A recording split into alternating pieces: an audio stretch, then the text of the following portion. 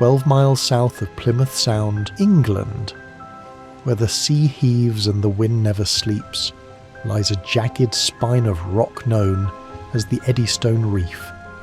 To sailors, it was a curse, a hidden blade beneath the tide splintering hulls, dragging men and memory alike into its depths. So feared, they'd rather risk French guns than face those black teeth in the water. For generations the reef claimed what it wished, until one man decided to fight the sea itself.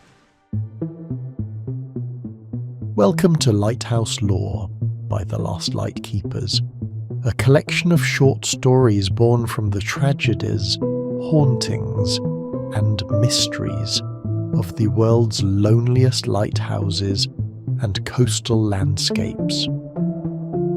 Today's entry, The Vanishing on Eddystone. His name was Henry Winstanley, a man of vision, of invention, a painter, engineer, and showman who had already lost 2 ships to the Eddystone. He took it personally. Where others saw an unholy place, he saw a challenge, and declared he would build a light upon it to tame the darkness itself.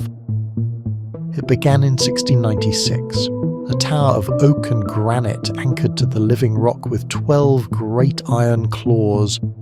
60 candles burned in its lantern, a trembling halo above the endless black. They called him a fool, but to Winstanley it was art. He filled it with carvings, arches, and gilded beams, a cathedral to defiance. And when storms came, he stood inside and smiled, listening to the sea batter his walls like a jealous god. Captured once by a French privateer, he was freed only after King Louis XIV heard his story, saying, "France is at war with England, not with humanity." By 1698, his lighthouse burned bright. For 5 years, no ship was lost upon the reef. He had won, or so he thought. They say pride draws storms, and Winstanley had plenty. He was recorded as saying he wished to be inside his lighthouse during the greatest storm that ever was. That wish was granted. On the night of November 27, 1703, the great storm came.